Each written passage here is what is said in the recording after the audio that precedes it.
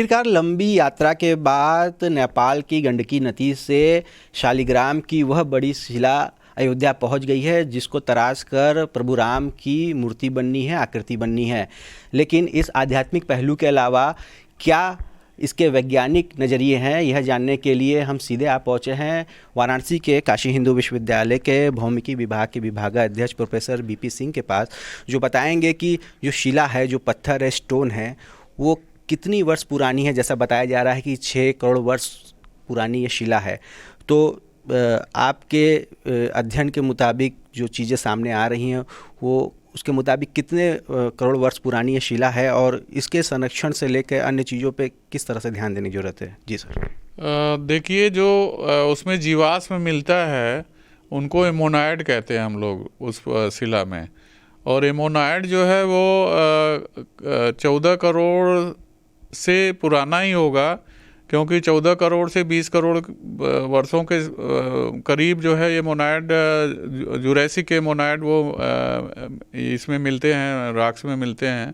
और ज़्यादातर ये लाइम स्टोन्स में मिलते हैं। और उस समय लाइम स्टोन भी समुद्र में बना था और ये जीवाश्म भी समुद्र में रहते थे, तो उन्हीं के साथ ये फॉसिलाइज्ड हो गए और ये चक्र की तरह से दिखते हैं देखने में फॉसिल्स।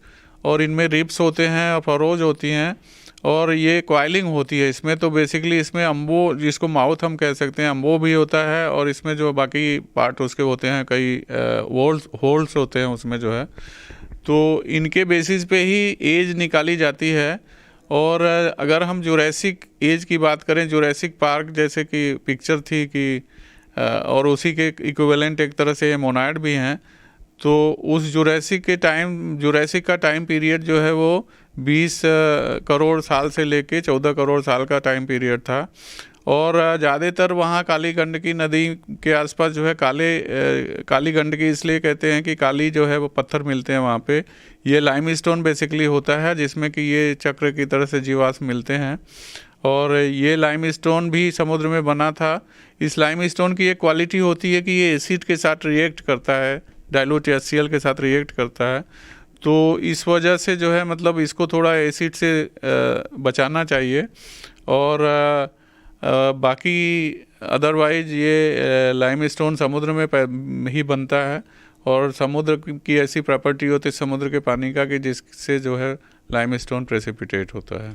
सर, जैसा आपने बताया कि इसको एसिड से बचाना पड़ेगा, तो क्या अंदाज़ा लगाया जा सकता है कि अगर तमाम बचाव के बाद किन किन चीज़ों से इसको सुरक्षित रखा जाए और कितने साल फिर इसकी आयु और रहेगी? देखिए, डायरेक्ट तो एसिड से तो लोग बचाते ही हैं मूर्तियों को और बाकी जो भी स्कल्पचर्स हैं उनको। लेकिन जो सबसे इम्पॉर्टेंट पॉइंट ये है कि अगर आप दूध चढ़ाते हैं मूर्ति पे या फल फूल चढ़ाते हैं तो वहाँ पे फंगस और बैक्टीरिया पैदा हो जाते हैं। वो धीरे धीरे सड़न के वजह से फंगस और बैक्टीरिया पैदा होते हैं। और फंगस बैक्टीरिया का एक प्रॉपर्टी होता है कि ये डिजॉल्व करता है लाइमस्टोन को। तो डिजॉल्व करेगा लाइमस्टोन को तो उससे क्षरण होगा। तो अगर हम लोग इन चीज़ों से बजाय दूध और फल फूल से दूर मूर्ति को से दूर रखा जाए तो इस तरीके का क्षरण जो है कम होगा और मूर्ति की आयु जो है काफ़ी लंबी हो सकती है।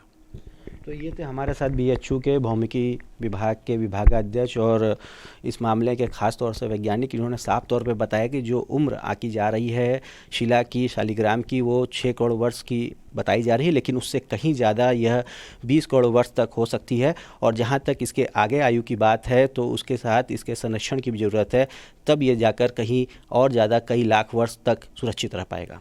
रोशन जायसवाल, वाराणसी।